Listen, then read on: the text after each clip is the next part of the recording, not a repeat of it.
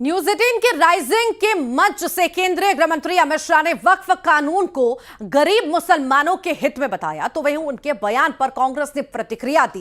कांग्रेस का कहना था कि कानून का कई सांसदों ने विरोध किया और कई सांसद कोर्ट भी जा रहे हैं। कांग्रेस ने कहा कि कानून जिनके लिए बना है वो भी खुश नहीं है।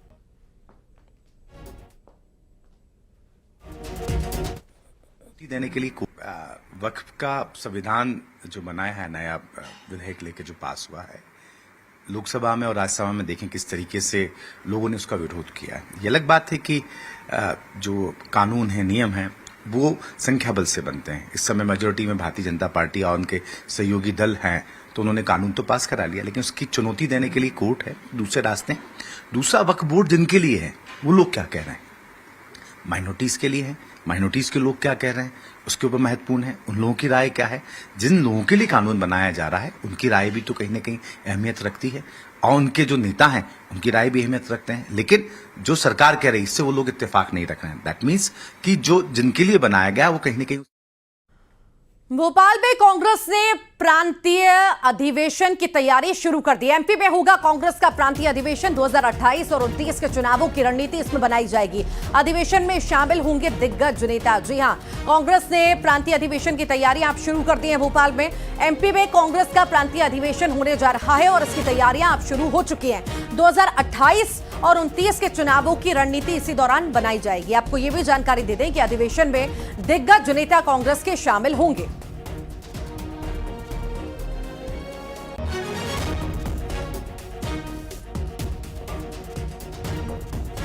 सम्मेलन की बात भी पॉलिटिकल अफेयर कमेटी में उस समय हुई थी। सब लोगों ने मिलकर तय किया था कि एक बार हमारे जो डेलीगेट्स हैं, जो प्रदेश कार्य समिति के सदस्य हैं, उनका एक अधिवेशन बुलाया जाए, उन सबसे भी राय ली जाए, उन सबों के भी विचार लिए जाएं, क्योंकि कई बार उन लोगों से उतना इंटरेक्शन नहीं हो पाता। तो एक अधिवेशन बुलाकर सबकी राय आए, सीनियर लोगों की भी राय आए, और फिर आने वाला जो रोड मैप है 2028 के लिए, 2029 के लिए, नगरीय निकाय और पंचायत चुनाव के लिए, वो बन जाए और उसके बाद आगे पूरी की पूरी कार्रवाई हम लोग कर सकें।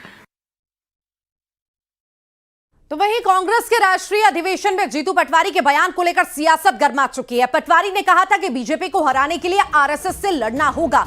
इसी के साथ ही पार्टी को नसीहत देते हुए एमपी कांग्रेस अध्यक्ष ने कहा कि आरएसएस का विरोध करने से जिनको डर लगता है वो मोदी को नहीं हरा सकते। उधर पटवारी के बयान पर बीजेपी विधायक रामेश्वर शर्मा ने पलटवार किया। कहा कि संघ के खिलाफ नेहरू ने षड्यंत्र रचा था। वहीं आपातकाल के दौरान भी संघ के कार्यकर्ताओं को सताया गया, लेकिन संघ सत्ता के लिए नहीं, हिंदुस्तान के लिए लड़ता है।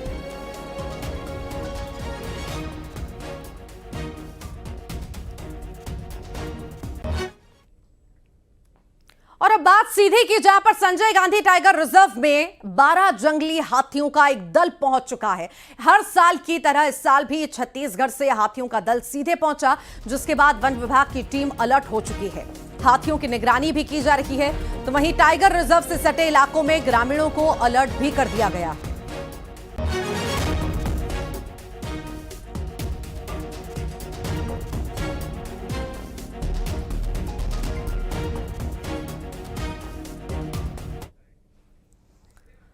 रतलाम में जैन धर्म 24वें तीर्थकर भगवान महावीर के जन्म पर भव्य शोभा यात्रा निकाल रहे हैं। बड़ी संख्या में लोग शोभा यात्रा में शामिल भी हुए। जैन स्कूल में धर्म सभा का भी आयोजन किया गया। ये तस्वीरें रतलाम से आप देख रहे हैं। जैन समाज के द्वारा शोभा यात्रा निकाली गई है, जिसमें बड़ी संख्या में लोग शामिल हुए हैं।